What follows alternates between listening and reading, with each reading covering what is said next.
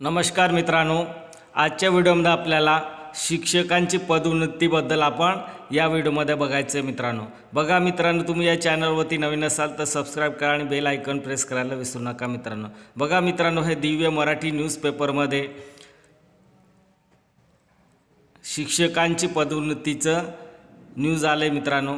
बघा मित्रांनो, आता सुमारे 550हून अधिक शिक्षकांना मिळाली पदोन्नती।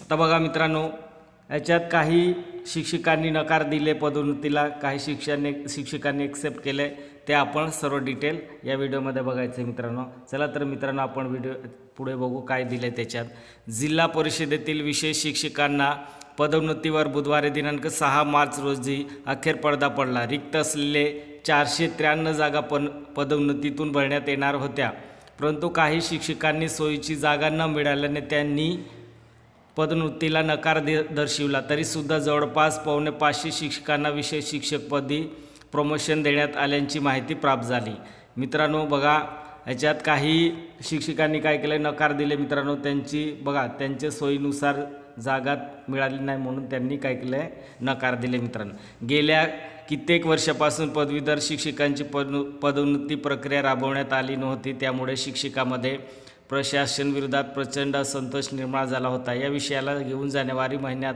सर्व शिक्षक संघटनांनी एकत्रित येऊन जिल्हा परिषदेसमोर धरणे आंदोलन केले होते। या आंदोलनात दिलेल्या भेटीवेळी तत्कालीन शिक्षण अधिकाऱ्यांनी तातडीने पदोन्नतीची प्रक्रिया राबवण्यास सुरुवात केली। तत्पूर्वी शिक्षक संचालकाकडे मार्गदर्शन मागवण्यात आले असता त्यांनी सुद्धा पदोन्नतीला प्रक्रिया राबवण्यास ग्रीन सिग्नल दिला होता। त्यावरून जिल्ह्यातील 16ही पंचायत समितीतील शाळांमध्ये गणित, विज्ञान आणि समाजशास्त्र या विषयाच्या रिक्त जागेची माहिती मागवली होती। दरम्यान जिल्ह्यात 493 विशेष शिक्षकांच्या जागा रिक्त असल्याची माहिती प्राप्त झाली। त्यावर बुधवारी दिनांक 6 मार्च रोजी सकाळी 8 वाजतापासून प्रमोशनच्या अनुषंगाने समुपदेशनास सुरुवात झाली। जिल्हाभरातील शिक्षकांनी समुपदेशनाला हजेरी लावली होती।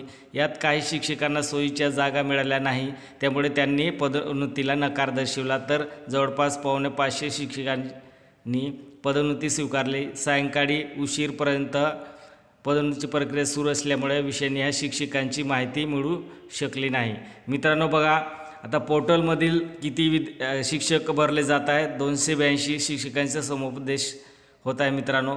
पवित्र पोर्टलच्या माध्यमातून आलेल्या मराठी माध्यमाच्या 259 तर उर्दू माध्यमाचे 13 अशा मिळून 282 शिक्षकांची कागदपत्रांची तपासणी नुकतीच आटोपली। या शिक्षकांनाही पदस्थापन देण्यासाठी बुधवारी 6 मार्च रोजी दुपारी 2 वाजता समुपदेशन ठेवण्यात आले होते, परंतु विशेष शिक्षकांच्या पदोन्नतीची प्रक्रिया निर्धारित वेळेत पार पडली नव्हती। परिणामी त्या शिक्षकांचा समुपदेशनाला विलंब झाला मित्रांनो। बघा, काही शिक्षकांनी नकार दिले मित्रांनो पदोन्नतीला। तर मित्रांनो बघा, हे दिव्य मराठी न्यूजपेपरमध्ये दिले मित्रांनो।